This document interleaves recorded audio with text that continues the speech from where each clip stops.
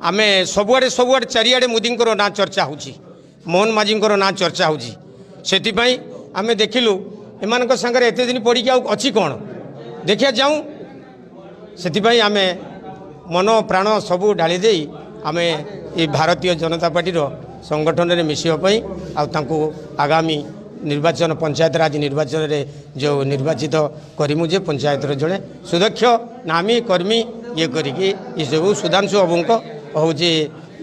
आमे पाखे आसिकी पहुँचिकी ये सब सांगे जोग देजु भारतीय मालतीरा ग्रामर 7 नंबर वार्ड में मु रवींद्र सामल कहूँ दिन है 1947 मसीहा ठू आरंभ कर आज 2026 मसीहा को जीवाकू अच्छी काली ना ये जनवरी रे हेबो विगत एत दिन पर आम दलित जातिर लोके आम बहुत नेता बहुत सरपंच बहुत एमएल बहुत एमपी हेले किंतु आमर से पंचायत एत दुर्बल जे आम कौन सुविधा सुजोग किसी पाइनु आज विश्व रे सबुठु श्रेष्ठ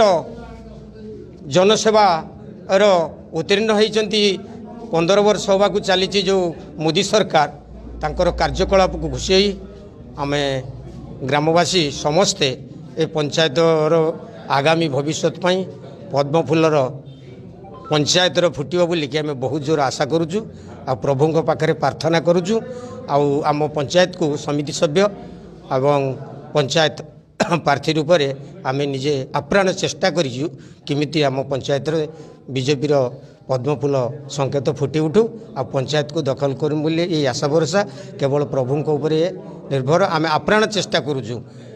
भारत माता की जय कांग्रेस होता बीजेपी मूलर तो कांग्रेस चलता किंतु बीजेडी दल रे ये है जो अनुदान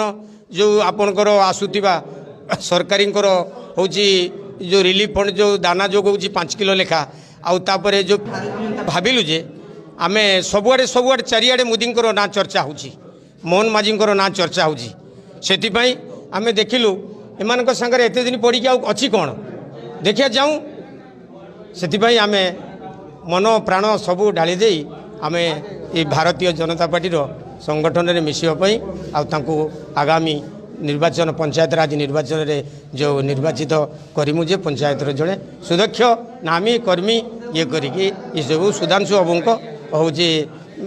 आमे पाखे आसिकी पहुँचिकी ये सब सांगे जोग देजु आगामी आम 29 इलेक्शन आम बहुत किसी जोगाजोग करूँ आती कही धन्यवाद दूसरी।